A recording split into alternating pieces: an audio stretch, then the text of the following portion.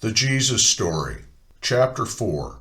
Officers' Faith, John. Healings offend religious leaders. Inquiry begins. A Roman officer messaged Jesus asking him to heal his sick son.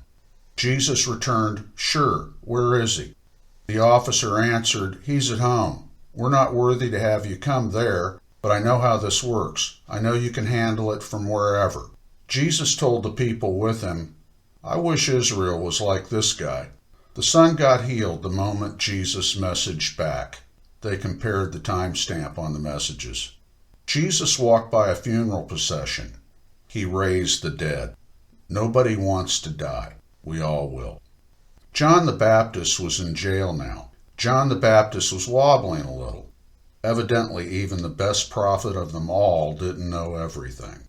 Jesus messaged him that miracles were happening and to hang in there. Jesus said John did all he was told. He was like Elijah that way, even better. People were always clamoring to get close to Jesus so he'd heal them. The religious leaders started coming out too. Jesus was in a house. Religious leaders were there on a Sabbath.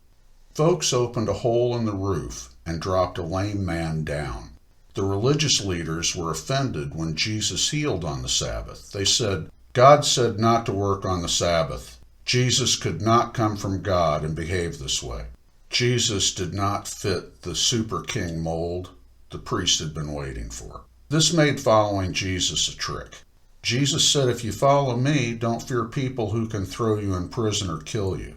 The officials clearly didn't approve of Jesus. No official religious person ever publicly endorsed Jesus. Most of the folks openly following Jesus were the very folks the religious leaders hated: sinners and tax collectors. Jesus was working miracles and partying right in the religious leaders' faces. The religious leaders tried to make something of it. They began to question Jesus publicly. One day, Jesus and his disciples were picking grain out of a field and eating it as they walked, technically against Jewish law of harvesting or working on the Sabbath.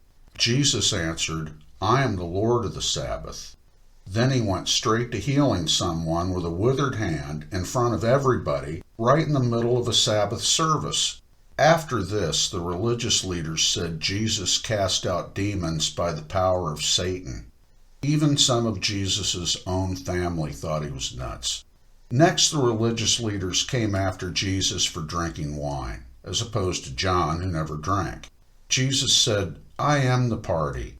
There will be times not to party. Now is not one of them."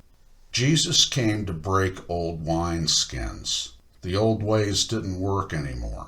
It's just where we are today. The old way is flawed. It does not represent this story. It is doomed to fail. Religion fails is the message of this story. Thankfully, Jesus provides a solution, a new path to God, not through a religious practice.